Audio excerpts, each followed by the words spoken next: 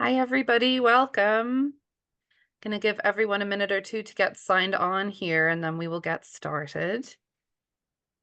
I love watching our participant number climb up and up and up and up.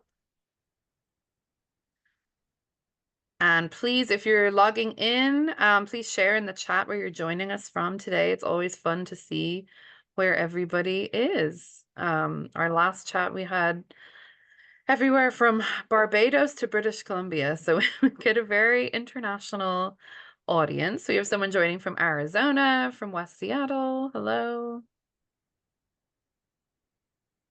Washington. Beirut. See? All the way from Lebanon. That's fantastic. Love that. So I will just give everyone just a little sec to get logged on here. And just a little bit about Book Larder in the meantime. This is virtual Book Larder, but we are located in Seattle, Washington. We are all cookbooks and food writing and other fun things. So if you're in Seattle, please do come and visit us in the shop. And if you are further afield, you can shop with us online anytime. And we do lots of fun in-store events, but also virtual events like these ones. Really fun to be able to do that with authors who are further afield, and we can still welcome them to the shop if not in person.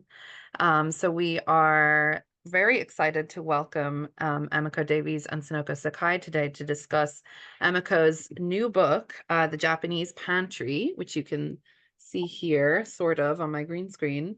Really, really gorgeous book. Always, Emiko's books are always incredibly beautifully produced and photographed. So they're always a treat for the eyes in many ways. Emiko is the author of many, many books, I believe 7. Really wonderful food writer. She's an Australian Japanese food writer, photographer, and award-winning cookbook author. Yes, this is her 7th cookbook, and many of you may have some of her other books. I know that I do. And this particular book, The Japanese Pantry, locates itself among these essential ingredients for Japanese home cooking, and that's how the book is structured. And these are ingredients that you can get kind of no matter where you are these days. Soy sauce, miso, seaweed, sake, rice vinegar, sesame, and tea, and all the wonderful recipes that we can make using those things. So we are going to have Emiko and Sonoko chat for the next 30 minutes or so, and then we will turn over to your questions. So if you have questions, please put them in the chat or the Q&A box that you should be able to see on your screen. So I am going to hand it over to Emiko and Sonoko if they would like to join me. Hi, thank you. Hello, everybody. Oh my God, she disappeared. Yeah, now it's just us. And hello, everybody from Barbados to Arizona. Anyway, thank you for joining us today. Emiko, thank you so much for willing to share your story about the latest book, The Japanese Pantry. It's so beautiful. I just love holding it. See. Thank you. Yes, and so I don't know, how do we start this conversation? Shall we talk about your why did you decide to write about the Japanese pantry? Yeah, so my last book was called Gohan, and it was the first time I decided to write a book about the food that I grew up with, having a Japanese mom who is a really good cook. I did grow up with eating Japanese food and traveling a lot to Japan. I actually never lived in Japan, but I lived in China for 8 years. And it's really close. It's a lot closer than Australia anyway. So it was really close. And I was able to visit Japan a lot, pretty much every year of my life until my mid-20s when my grandparents passed away. I was in Japan. And so I moved around a lot as a child, growing up in Australia, moving to Beijing. Then I went to college in the US, and then I came to Italy, where I kind of fell in love and you know stayed. And so, in all of these places where I've lived, you know, I've always tried to remake the food that reminds me of home. And although I've had many homes, the food that reminds me of home is Japanese home cooking. And pretty much everywhere I've lived, you know, I've been able to find some really basic ingredients, some soy sauce, some miso, some seaweed. Even here in Tuscany, which is actually very difficult to find anything to eat other than Tuscan food. Um, it's very limited, but I'm still able to find, you know, a handful of ingredients, and I'm still able to cook the food that to me tastes like my grandmother's food and my mother's food. And so one of the reasons I wrote about Gohan and then the Japanese pantry, which is kind of the follow-up to Gohan, is because a lot of people kept telling me they were so intimidated by the idea of cooking Japanese food. And for me, I was like, how can you? It's so easy. It's so quick. You know, this is the food that personally I would turn to when I'm, you know, tired and busy and just want something really good, really nutritious, really quick. I would make something Japanese. And the way I can do that is because I have these great pantry ingredients, and I open my fridge and I have whatever you know, whatever's in the fridge, but whatever is seasonal, whatever's there, and you know, and put something together really quickly. For me, that's Japanese home cooking. And that's how I watched my mother cook at home. And she herself was also cooking, you know, away from Japan. She moved from Japan to marry my dad in Australia, and you know, and managed to cook Japanese food for us as kids in, you know, the 1980s in you know, in a small town, and was able to still, you know, prepare food for us that was really you know, the flavors and the tastes of you know, my obachan's cooking in Tokyo. So having said all that, I Yeah. just wanted to show people that if you have a few ingredients in your pantry, Yeah. Japanese home cooking is really straightforward. It's really great. You've got all the tools already. You just open your fridge and see what you have and put things together. So that was kind of the inspiration to the Yeah. Japanese pantry. No, that sounds like a very similar story that I have because I also was born in New York. My parents, both Japanese, but we moved around every 4 or 5 years. And I was actually not one of those anxious kids who um, dislike being uprooted. I was always excited about trying the next, experiencing the next. And but one of the things that I wrote about in my Japanese home cooking is also I spent actually half of the book on the pantry, and I agree with you. I think the Japanese pantry, in order uh, for you to dive into this cuisine, it's really helpful to just grasp a few of those key ingredients, which are all fermented, by the way, right? Like the key is you mentioned soy sauce, miso, uh, sake is fermented, rice vinegar. So there's 4 out of the 7 that you mentioned here are made from soybeans, water, salt, Yeah. and which are fermented, right? So Yeah. so it's just a variation, different way of brewing. But once you have understand soy sauce, which is the first ingredient that you introduce, then miso is the cousin, and seaweed is just what floats in the ocean. But then you have sake is another. Uh, you know, it's a beverage that we in a seasoning that is made with rice again, rice, and then you have rice vinegar. Uh, it's interesting that you put sesame there Yeah. and tea, but sesame. So for Because I was going me, to ask you, I was going to say, why didn't you put rice there, right? well, Uh, because rice features already in Gohan. You know, the title means rice, and so I have a yeah. whole chapter on rice already in Gohan. Uh-huh. Rice is a given, you know, for me, Oh, I it's see. it's always rice. Yeah, I see. But for me, the sesame and the tea, those two chapters, which are at the end, Yeah. They're kind of indulgent chapters for me because those are two of my favorite flavors. I love tea. I love Uh-huh. tea, cooking with tea and Yeah. using tea in baking and desserts and other ways. I love the idea of cooking with tea. And then sesame.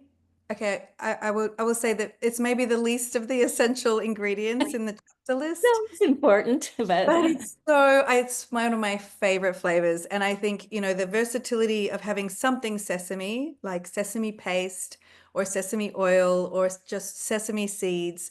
For me, just adding one of those things to, some simply blanched vegetables, it already tastes so good.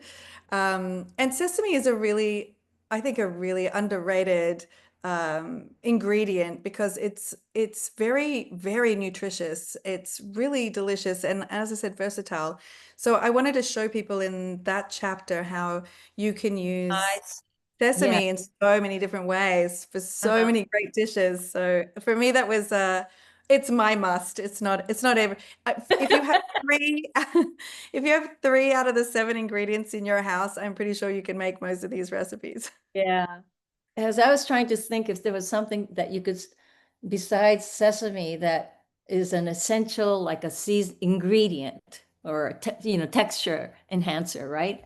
And I'm just like, because seaweed definitely, um, but yeah, if you oh, you know what? I see that. See, I may have added besides the seaweed, maybe a bonito flakes. Yeah, I actually have a little so that throughout the book there's lots of little essays Yeah. and I wrote so much that I actually had to cut 30 pages out of Oh my my God. out Yeah. of my Yeah. manuscript. Yeah. But so it came down to a small page, but I it see. a No, bigger but one. it's there. It's there in the And what? you'll The dashi and you'll set. see there's a bonito on Oh, the front yes, yes, the yes. cover. Yeah. But I So, have an essay. I have an essay in there about katsubushi and uh-huh. about how I almost devoted a chapter to katsubushi and other dried ingredients like dried Uh-huh. shiitake, for example. Yeah, yeah, yeah. And so I do write about it. I write about the history of it and how it's made. It gets a Yeah. special mention because it really is a very Yeah, I special. see that you have in your dashi section, you do have the first fruit dashi, which includes bonito, definitely. Yeah. Yeah. Oh, yeah. Katsuobushi. Yeah. Go to page one. I don't have my glasses. 111. And there's a whole page in blue that you highlight with the fish. Yeah. Yeah. Yeah. Who did the fish and all these beautiful? I did all of these. You did?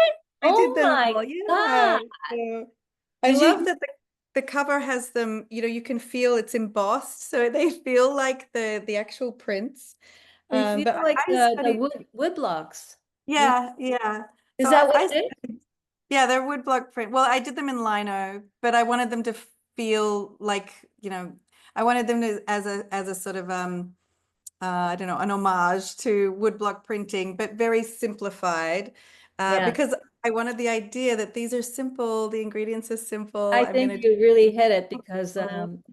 woodblock is something that is very traditional in the Japanese culture. And in grade school, we all got a little rubber Yeah. block and we had to carve our own and make postcards for New Year's. And so for me, looking at the cover, there was something very nostalgic about it. Oh, But that's you did it. lovely. That is Yeah. amazing. That's amazing that you did the drawing and these beautiful drawings. It gives a lot of warmth to it, and so it's interesting that you brought in so there's all these ingredients, and then you introduced the idea of the order in which we season foods, and you have sashi suseso. And I always try to explain that, and I always have trouble because I'm always ignoring it. But I think how do you teach people what this means? Because I'm like, do we really still, it helps and it's tricky sometimes. Yeah. so. I think that it's a nice way. I like the sashi suseso. It's fun to say, but I like that it kind of teaches people about how Japanese food, Japanese home cooking is about balancing flavors. And it's really important because you have these really, strongly flavored, like salty ingredients like soy sauce and miso. And you can't just use them straight. You have to balance them. So you balance them with something sweet, or you balance them with something acidic. And the whole, I think all of the sauces, the dressings, the marinades, the soups, everything is about that balance. And so sashi suseso kind of It's the helps people Japanese understand. alphabet, by the way. Yeah. It's yeah. It's the S sounds of the Japanese alphabet, and they're each made for describing a flavor. So sa is for sugar, and shi is salt for shio, which means salt. Right, Then you have su, which is vinegar. right. Se stands for soy sauce, which is an old name for shoyu, which was called seiyu. And then so is for miso, which is my favorite. And so this sashi so kind of gives you it's like ABC, right? The basics of the flavors of Japanese cooking. And I think once you remember those 5 kind of flavors, then whenever you're cooking, you can kind of, that you have the tools to balance out that dish. It needs a little something. Oh, maybe it needs more sugar. Maybe it needs more vinegar. Maybe it needs a bit of miso. And so you learn to, I think, taste and try and figure out that balance. Right, right. Yeah. So miso, a kick of umami at the very end. And yes, it makes a lot of sense because miso, you never want to overcook it either. So you add it at the end. No, right Yeah. at the end. Yes. Yeah, and it gives it a final balance. Um, and so in this book, do you have, I didn't get a chance to read everything, but do you make miso at home? Do you make I your own? do. Oh, you I do? do. The first recipe in the miso chapter is for homemade miso. And I Wow. think Oh, that's there's a one beautiful miso. Oh, yeah, just about everything could benefit from a splash. Yeah. This of this tattoo so is incredible. This picture of this old barrel. yes, in the soy sauce chapter. Yeah, that where one- oh, that's soy sauce. Oh, it's That's yeah. So that huge barrel, these yeah, are kyoke barrels. They're yeah, massive, massive cedar yeah. barrels. And And they're that old. very old. These were 150 years old. Yeah. And that was taken at Yamaroku Shoyu, which is a soy sauce maker in Shodoshima, an Oh, sure. island. Yeah, an island in the Seto Inland Sea. I went there specifically. I like based my whole entire trip around visiting this soy sauce maker, and it was Really? so Wow. worth it. Amazing. Yeah, it's Yeah. beautiful because they use this for making soy sauce and they use this for making miso, which is Yes. we were like talking about. But so let's talk about miso since that's what we started. But so you make your miso in Florence where you live. Yes, yeah. I live outside of Florence now, but it's a Tuscan miso.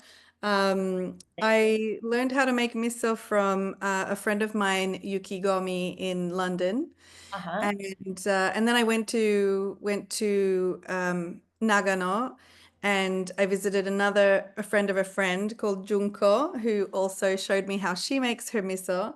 Yeah. And so I sort of write about all the things I learned from these 2 wonderful women and about how their techniques are, because everybody makes miso differently. I think each household has their own miso, and Mhm. once you have the basics, you can really customize it to how you like. So you can start with this recipe, but you can, and you can read all the tips. You read Junko's tips, you read Yuki's tips, you can read my tips, and you can, once you make it, I think you can then adjust and you can kind of play around with it a little bit. You can add more beans, you can add more koji. You can start with the 50-50, and then, play around. And here in Italy, actually, fermenting is becoming huge. And so there are a lot of All people. right. That's Yes. interesting. very popular. And there are some really interesting people making miso with the ingredients that they have around them because we don't have soybeans here in Tuscany. So chickpeas is a common Yeah. one. But I Oh. have a friend just outside of Florence who lives on a farm and he has lots of oak trees and he's making miso from acorns. Acorn? Oh, Yeah. is it, you mean how could you do it? Does he take the jelly or it's the corn? Because that's so hard. I mean, Yeah, I think he boils them. I'm not actually sure the exact process, but he takes out the, takes out the shell. that, Um, yeah. and I've tasted another maker who is near Rome, outside of Rome, and he's been making hazelnut miso. And so basically you take The the nuts? the nuts, yeah, you take the nuts, so you've got to take the hard shell out and you have the hazelnut, and you boil them just like you would soybeans, and you can That's ferment them. It was delicious. with the koji. Yes. And it's a Yeah. nice paste. It's absolutely delicious. It tastes like a really nutty miso. Wow. Yeah. Because I mean, Japanese and in ancient times, acorn was the primary. Like we ate nuts. We were Yeah. basically harvesters of nuts, and I've tasted acorn because Native Americans eat acorn and Koreans eat acorn. So right now, my cleaning and my friend who has a dry cleaner, she's Korean. She goes to this one park and she sneaks in at 5 in the morning to pick the acorns before the park ranger arrives. I said, I don't think you could be arrested. She says, but I get buckets full of them, and it's so funny because basically it's the squirrels that eat it, right? Eat Yes. She thinks she's going to get arrested. And she lets me taste that acorn. She doesn't, it's just a jelly. It's like this purple, it's like a tofu, like a sesame tofu. Oh, I have a So, sesame tofu in the book. oh, you do? You have that? Oh, I you do? do. That's Yeah, a I lot of do. work, right? How you grind Tofu. sesame Well, seeds. I cheat. I don't use the Oh, you suribachi then to you use grind the them all. nerigoma? I just use the nerigoma. Oh my So God. you can make it in 10 minutes. It's great. Oh my gosh, yeah. My mother used to grind it and I would watch her and I go, God, that's so laborious. But yeah, but going back to miso, so you have like different vintages, or how do you age them? And is it soybean based? Your Yeah, miso? the one I make is soybean based because I want it to taste like Japanese miso. The one I have currently aging is I actually made it in Nagano and I brought it back in my suitcase. So it has the actual, the yeasts and things from we made it outside even. So it's got the air of Nagano in it. And here are some of the pictures actually of that making this is from Wow. in here.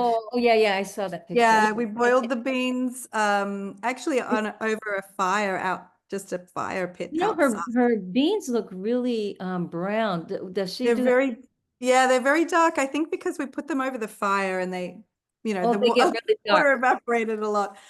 But Yeah. I've been telling people I was teaching a miso class in London last week and with Yuki, and I was Uh-huh. telling people, if you can boil beans, you can make miso.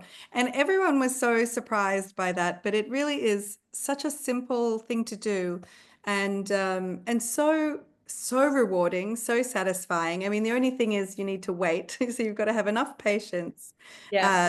to wait a year or two or three, the Hey, longer wait, you I don't even wait that long. Maybe the longer because you wait, the better it gets. But yeah, but I live in LA and it's so dry here, so I think maybe the heat propels it from the fermentation is quicker. So we could start eating it in 6 months. oh wow, that's Yeah, great. I Yeah. know, but that's because our weather is like, so hot. But yeah, I was really interested in looking at I see, and did you boil these in Nagano? Then or did Yes, yeah, no yeah. pressure cooker? No, just over the fireplace. Just over the Wow. fire. Yeah. Yeah. And you mash them by hand? Mash them by hand. So literally just squeezing them. Yeah, because Um, you see a lot of whole bean in it. yes, I like so I really like mame miso, which is Yeah. made with whole beans. I like the rusticness and kind of a chunky miso. Yes. So we just mash them with our hands. I mean, you can get a smoother miso by blending them, but there was something really satisfying about, it's kind of kneading this miso with your hands. And had my children do it as well. They were helping. Oh, yeah. Junko-san, Oh, how yeah, lovely. Junko-san says that children, she said, oh, very, very good. Children's hands have good bacteria. This is going to be a good miso. Yeah, like So, poking their nose and stuff, you know. well, they're a bit older than that phase, but Oh, it was, okay, okay. but it was not, it was a really nice thing to do together. Oh, that's great. Well, we're in November now, and it's miso season here. Yes, it I is. always start teaching. The vintage from last year is just going out now. I do pop-ups, so I sell my miso because otherwise I make too much of it. But Mhm. yeah, it is a popular class. And oh, I'm sorry, my dog is barking. Okay, so let's talk about another. What's another ingredient you love talking about?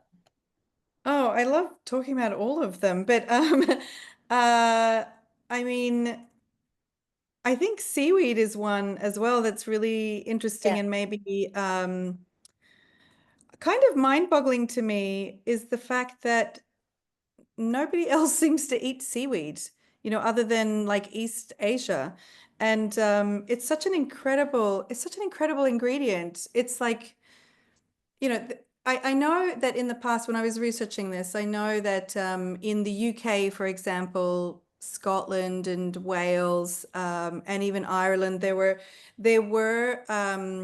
people there was a tradition of eating seaweed, right. but it kind of like fell out of popularity because it was considered something like very desperate to do. Like only for really, really desperate people would you go foraging in the sea and pull out this stuff and eat it. Whereas in Japan, seaweed is so important and so valued Yeah, that in the Middle Ages, it was used a lot in like medieval poetry, where the metaphors for love, if you read the poetry, the metaphors for love always mention seaweed, and they talk about like a woman's hair as like seaweed floating, and I found that so beautiful and so romantic. Because it is a place that is in mostly in constant contact with the sea, because you have many, many islands, you have huge coastline, and so seaweed obviously was something that everybody could access. And I think also the fact that Japan was for so many centuries, 1200 years, was a nation that was basically pescatarian, so they didn't eat any red meat. right. um, and so, nutrition had to come from somewhere else. And seaweed, I mean, it's there and it's delicious. It's really, really nutritious, and it's still something so popular. So I'm still so curious though, like why doesn't anyone else, like there other places have all this seaweed too? Why Yeah, don't I they think eat seaweed? Korean people also, uh, let's see who else eats it. The Chinese people, of Yeah, course, eat but only really. that's what I mean, only East Yeah, Asia. What yeah, about East Asian people. everywhere But else in the world? I was in Maine, the coast of Maine this year because I was invited to teach a miso pie class, and we're using the grains from the local farmers. And the coastline of Maine is now a very popular place for harvesting seaweed, wakame, kombu, dulce, and it's good. And they're learning how to curate it. And there's several farmers that are becoming even well known here on the West Coast.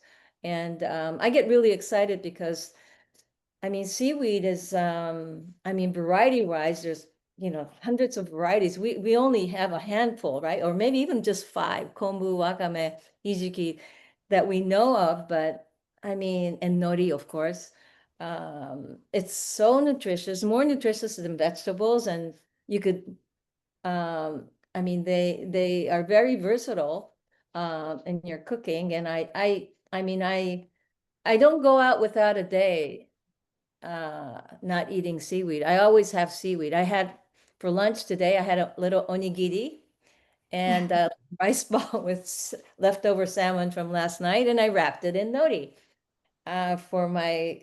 I always make miso soup for breakfast for my family, and I use kombu. So I don't even think about it. It's an essential ingredient, and it's so flavorful, right? Yeah, yeah, it really is. And Yeah, I my one of my favorite seaweeds, I put two recipes for it in here, is hijiki. yeah. I really love hijiki, and I was reading about how hijiki is not has been banned from many Western countries. For For the example, arsenic. yeah, in Australia, you can't buy hijiki, which is such a shame because it is absolutely delicious. To me, it's almost mushroomy as a flavor. It I doesn't love it taste, too. sort of fishy. Yeah, so Yeah. good. I Um, see that you have a hijiki mackerel rice here. yes. Yeah, that looks really good. It's Uh, really good, and you can use just even tinned mackerel, so another thing that you have in your pantry, and some carrots for color. If you have Well, you loaded, use a thin mackerel. How smart is that? yeah, tinned mackerel. Wow. Easy, right? So it's a pantry.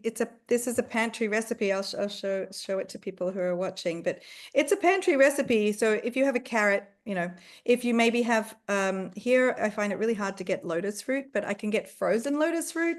Uh-huh. So it's this one here. So I usually have some lotus root in the freezer. So Yeah. this is a really quick dish to do.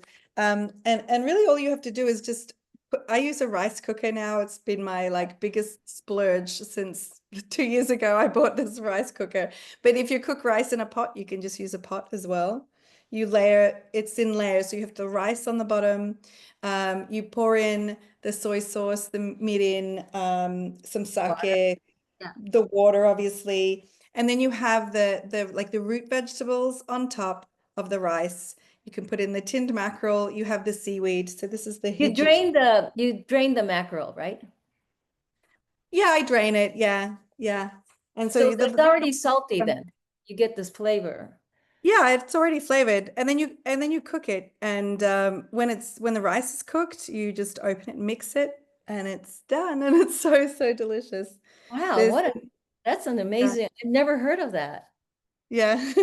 I Well, bet you, yeah. I Go have ahead. a recipe for takikomi gohan, which is this technique, this style of dish Yeah. in gohan, and it has mushrooms and chicken in it. So it's more fresh things, although you can use dried shiitake mushrooms.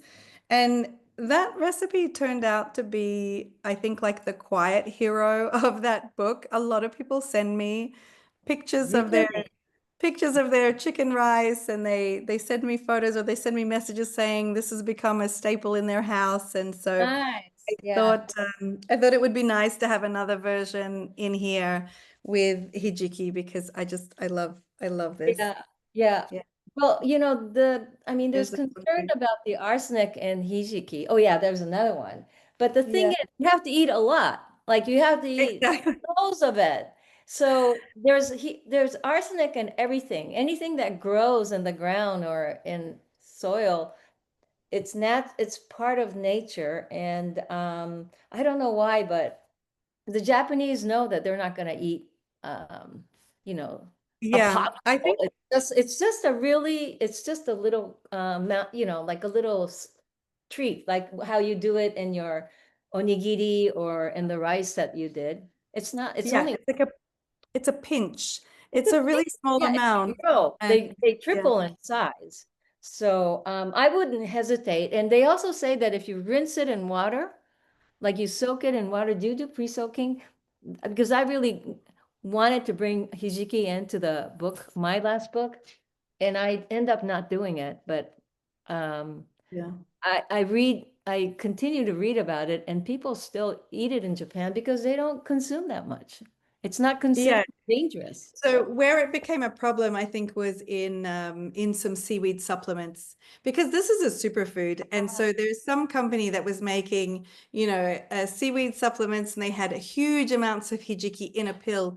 It's not the same as when you're eating hijiki. You would never, eat. that amount, in your rice bowl. Right, right, right. But as a pill, it was too much, and somebody got sick. But Well, yeah, if you're using that's constants, very concentrated amount of, yeah. Um, yeah, so do you use like wakame and like salads, or how do you cook with wakame? yeah, I love wakame. I like making, and I put it in the book. I like making a mixed seaweed salad Mhm. with like different textures of seaweed, because each different seaweed has a great texture, And and different also colors, right? really Color. nice colors. So here's one Oh that yeah, I yeah. have. Mhm. Yeah, with all these different types of seaweed. So here I have wakame, I have Yeah, hijiki again, and I have arame, and then just some like crunchy things for texture. So cucumber yeah, and radish. Yeah, bit of ginger, some soy yeah. sauce. Oh my God, I'm getting hungry. I need a Yeah. second. I, you also touch upon one of my favorite seaweed, my favorite all time. I mean, natto is also a favorite food, but if I have the choice of like two of my favorites, savory and sweet, savory would be natto, and sweet or kind of a dessertish one would be kanten. Yeah. I Agar. actually had Agar. it for Yeah. dinner tonight. Oh, wow. Yeah. Can you talk about kanten a little bit? Because it's still a sort of a mysterious jelly for a lot of Yes. Um, Kantan is a fantastic ingredient. It is also known as agar agar, or just kantan agar, or just agar. And it's a seaweed, comes from Tengusa seaweed. And when you boil the Tengusa seaweed, the liquid that you create when you boil the seaweed turns into jelly, and then over a process of freeze drying, this jelly becomes. I'm just pulling up a picture for you. This jelly becomes like very very light and almost like brittle, and that then can be used to make jelly. And so it's a great kind of jelly as well, because it sets at room temperature, so you don't need to put it in the fridge. It will just start setting like on your kitchen counter.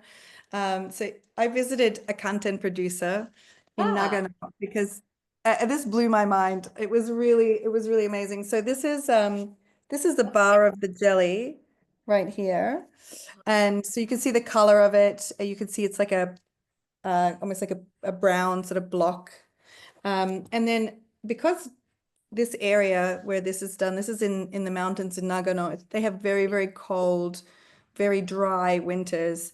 And what they're able to do there is actually dry out the bars. So they become this. So they go from that kind of brown jelly form to this. And what happens is, in the sunlight, yeah, the frozen overnight it freezes, and in the sunlight they melt, and then they freeze again overnight, and then they melt, and they become these really light sort of bars. This one here is the Tengusa seaweed itself. There's another Kyoke barrel, this huge cedar barrel, where they boil all of this seaweed to make the jelly.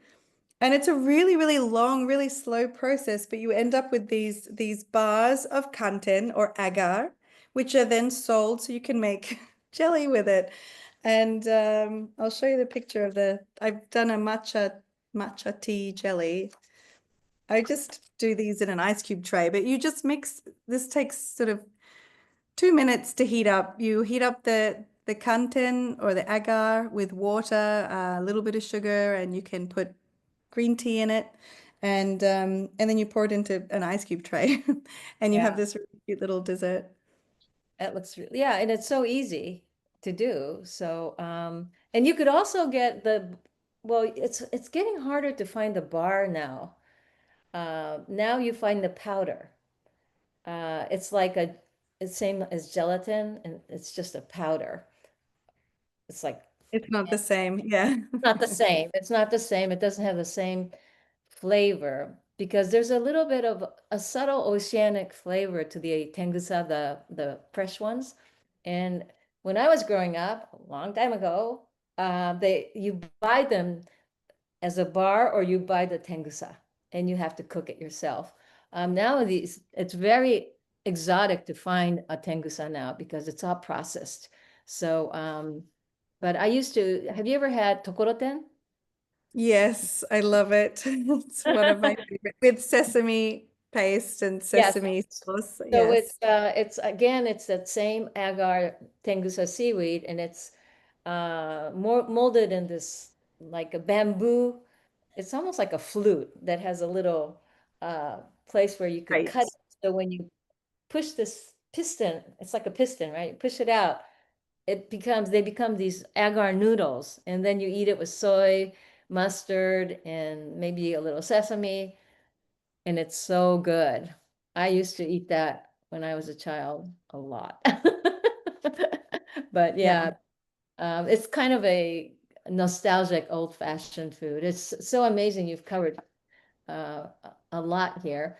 I'm Um, I'm popping back on because we have a lot of nice questions coming in that I'd love to all get right. to. Did you have any last questions, Sonoko, that you wanted Oh to yeah, one ask? last question. Yeah. Why do you think sake is the best medicine of all your ingredients?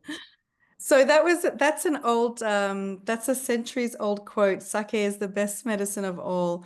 No, I actually think that sake is really vital in Japanese home cooking.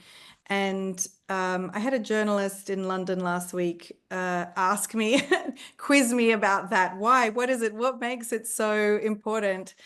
And I'm gonna go ahead and say that it gives this incredible, well, it just gives umami to the dish. And I know that's a word that gets thrown around a lot. But it is an actual measurable thing. And what umami does is it enhances all of the flavors of a dish, just to Mhm. kind of keep it short, but it enhances everything in a dish. And so even if you have a really simple dish, like a lot of Japanese home cooking is very simple, there's very few ingredients.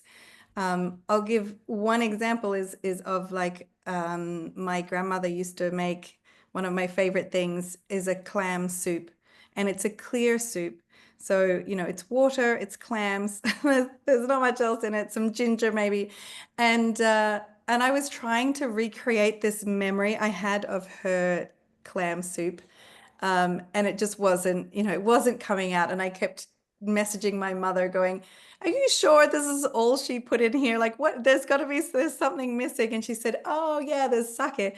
You have to put a splash of sake. And it completely changed the dish. I was like, there it is. That's what it was.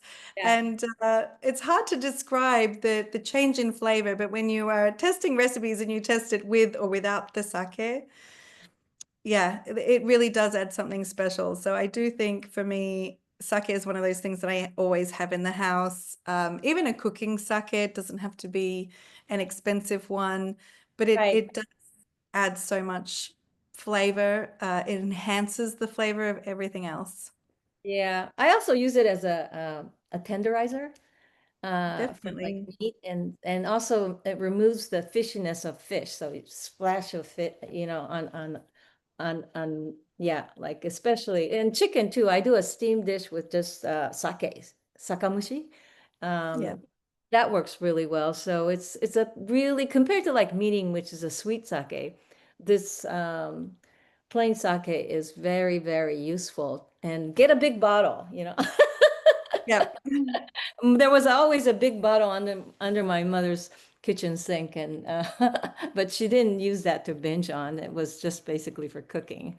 But anyway, Well, that's a question for both of you. I mean, obviously on the West Coast, particularly in Seattle, we have a lot of really good access to all kinds of Japanese ingredients, and other East Asian ingredients. But obviously in Italy, Emiko, a very different picture. Is there particular, for sake, for example, is there particular brands or things that people can look out for sometimes if, when they're faced with a selection and don't know where to begin, or are there particular ones that you look for? If well, I as I was saying, like I don't think you need to splurge if you're just going to cook with it. A regular cooking sake is great. It really does the job. If you want to have a sake that you can cook with and drink, then I would go for one that says ginjo on it, which is it's a premium sake. And really the main difference is that the kind of rice that's used when that sake is made. So it's made with sake rice, and that has it has like a different positioning of like the starch as opposed to the fat, as opposed to the protein in the grain itself. And so when they polish the rice, that makes a really big difference. And then you have all these different, every sake brewery makes sake in a different way. There's no like set way to make sake, but the ginjo would be the sort of the main thing to look for, so that you know that you're getting, a really nice sake. So it's a premium one, and then you can enjoy drinking it as well as cooking with it. Sounds good to me. Another question we have is, how would you describe the distinction between your last book, Gohan, and this book? Obviously, Gohan is more specifically thinking through your family history and your family background. So how would you describe that distinction and the process of making both books? So Gohan, I think for me is a little bit more like nostalgic in the storytelling of the recipes. They're all sort of recipes that you'll find, particularly around the area around Tokyo, which is where my family are from. And the Japanese pantry is more about how to use those ingredients. So it's still home cooking, and I still wanted to share, all these wonderful recipes, but it's really more about like how to get the most out of those ingredients, how to get the most out of soy sauce, how to get the most out of miso. What else can you do? It's not, miso is just not only for miso soup. You can use it to make these, delicious pastes. You could put them in cookies. You can, there's all kinds of things that you can do with miso, and all of the other ingredients. And so that's what I tried to bring into this one, as well as explain to people how those ingredients are made, so that kind of how to use them and how to appreciate them too. Yes, and that leads into our next question from an audience member, which is just to talk a little bit about your research trips to Japan and anything surprising that you learned that you didn't know already, or any particular things to share from your research for this book. I learned so much. I was literally like, my mouth was just like every time I went to visit a producer, because I sort of had this idea um, that became an obsession. I wanted to visit a producer of every single one of the ingredients that I had chosen. So, I went to some tea fields that were with some tea producers there are 11 of them in the forest, and they're all in their 80s, and I listened to them and watched them, and learned from them about how they make their tea. And then I went to Nagano to see how this kanten was made that I was talking about. So the jelly bars, and how they use their natural cold air to freeze dry the seaweed. One of the most, I mean, that was mind-boggling. I was really like, I couldn't believe how they make that, and just kind of the dedication and the time and labor and effort that goes into making this, gelatin, which in the end I think they sell for about 200 yen for one bar. I mean, that's like €1. And yeah, the people who I spoke to were all just incredible. The soy sauce. I mean, I think when I go to the supermarket, and you're buying ingredients in a bottle, and you're thinking, oh, this is just something, that comes from a supermarket, it's something that comes from a factory. There was, a way that those things were made artisanally before it was made in a factory. And that for me was really interesting. That's what I wanted to find out. And so I basically planned this trip around whoever responded to me, really, when I reached out to ask them, do you mind if I come and have a look how how you make what you do? Not everyone responded. So a lot of people did. In some places, actually, I didn't just I couldn't get there. It just didn't fit into my itinerary with the time that I had. But one incredible place I went to visit was a rice vinegar factory. It's in a town called Onomichi, which is about 20 minutes from Hiroshima. And it's a 400-year-old vinegar factory. They're not open to the public, but the director came to meet me and let me in and gave me this amazing tour. And one of the things he showed me was like a pole that they have that holds up the whole building. And he said, this wood Wow. is, this wood is 400 years old. And, because of this wood, we can say we're the oldest vinegar factory in Japan. And he said, it's just luck because this town, Onomichi, was a merchant town. There used to be lots of vinegar factories. And he said they were all, they disappeared. Many of them were destroyed from earthquakes or bombs. And he said ours is still standing thanks to this pole in here.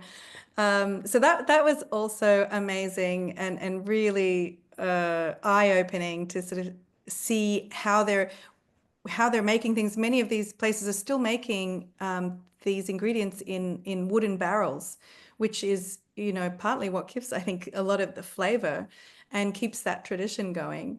And they actually make this vinegar factory make the vinegar for Kewpie mayonnaise. So if you've ever had Oh, Kewpie, wow.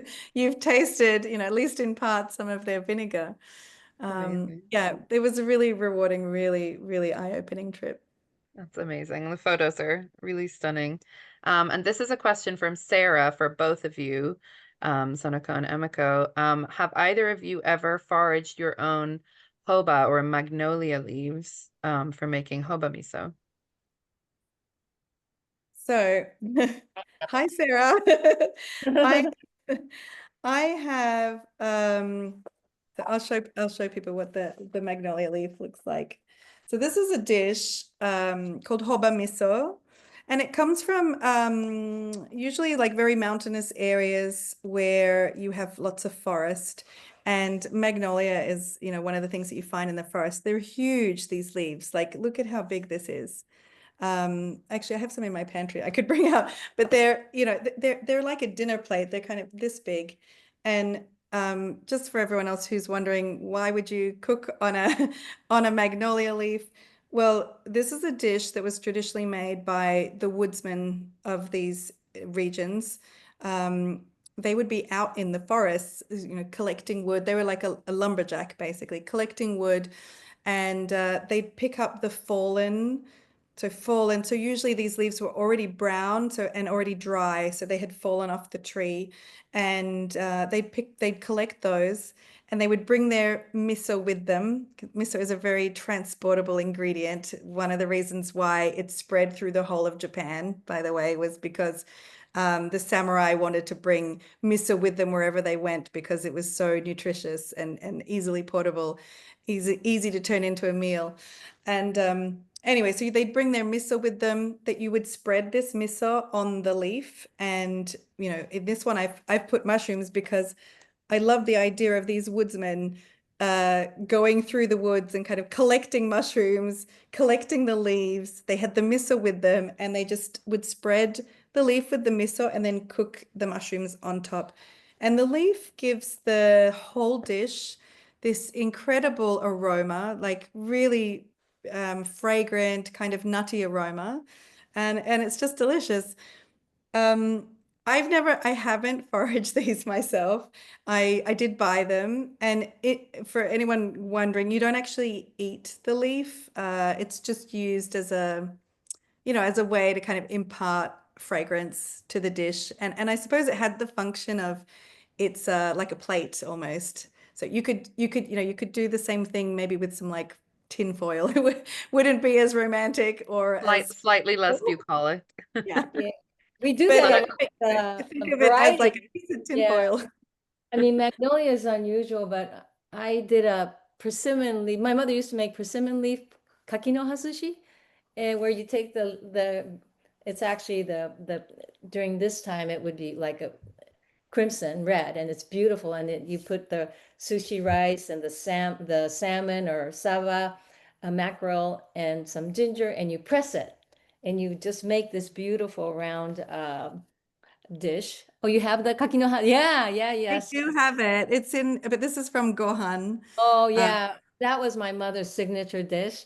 And she did it in Pasadena. And so people have, you can use different leaves, but you're not supposed to, you eat the leaves. You just, it's just the fragrance of the, the leaf that infuses the sushi. But a lot of our guests would just eat it thinking that you could eat the leaf. We always have to say, no, no, no, don't eat the leaf. Don't eat the leaf. She said, sorry, I already ate it. So, well, it won't kill you because, persimmon is such a medicinal uh, leaf. But yeah, there's a very strong tradition of using leaves um, to yes, wrap. my very favorite mochi Yeah. is Kashiwa? kashiwa mochi Yeah, is yeah, I know. wrapped with an oak leaf, and Yeah, that that also is one, very isn't it similar to amazing? I know. And mine is sakura mochi, which is wrapped with a cherry blossom, cherry cherry leaf. cherry leaf. Yeah, the fragrance of like oh my God, the sakura mochi is amazing. It's a spring one. And kashiwa mochi, I'm trying to think. It seems like you see it year round, but I'm sure maybe it's May, maybe during the boys' days. I think it's a summer one, because it's like chilled. It's very sort of a cooling flavor, and it often is made with mugwort, which is like a summer weed. So yeah, I I have think it in my yard. yeah. Yeah. Yeah. I think I have to eat some The of that danger soon. of doing these author talks at noon means that by 1 o'clock we're always very hungry here in Seattle. Always makes us feel a little bit hungry. But our last question that we have time for is just a jumping off point for the book. Emiko, what is a recipe that you think is a great one to start with? Oh, okay. I know we've talked about a lot about miso today, but a really, just really easy one that you can just probably have all the ingredients in your pantry already. Hold on, I'm going to show you the picture. Is this miso walnut paste. So I have them here with, this is called gohe mochi. And this is basically just rice that you kind of pound a little bit to make it sticky. And then you can form it into a ball. These are on sticks so that you can grill them over the fire. But it works perfectly fine to just make them into a kind of a patty and like fry them on a frying pan. You want this like toasty kind of crunchy, crisp, rice. And then you just make this walnut miso paste, which is so delicious that like you would want to make extra so you can eat it on other things. But it's delicious on the rice. It's just miso, walnuts, a little bit of honey or sugar because, the balance that we were talking about earlier, you need something a little bit sweet. Maybe some sesame seeds on top. They're not nice. You can also just do without the sesame seeds, but they're nice. And this is delicious also on tofu, on eggplant, on squash, like it's kind of delicious, meat, fish, whatever. It's delicious on everything. That would maybe be, the first thing, just try it out because you probably have all those things in your pantry already. Yes, I'm mentally rifling through my pantry. I think I have them all. All right. Well, I think that's a good place to wrap up. Thank you so much to Thank you. everyone who joined us. Thank you, Sonoko, for leading such a great conversation. And thank you, You. Emiko, for joining us all the way from Italy. And I'm going to just put a link to the book here in the chat. So if anyone would like to purchase it, we have signed copies. And really, the art is just so beautiful about the photographs and the um, lino cut prints that Emiko did herself. So highly recommend checking out the book, and we're so glad to have had the chance to talk about it with you all. So wishing everyone a great rest of the day, and thank you again, Sonoko and Emiko, for joining us. Goodbye, Thank everybody. Thank you. you. Bye. Take care. Bye-bye. Bye.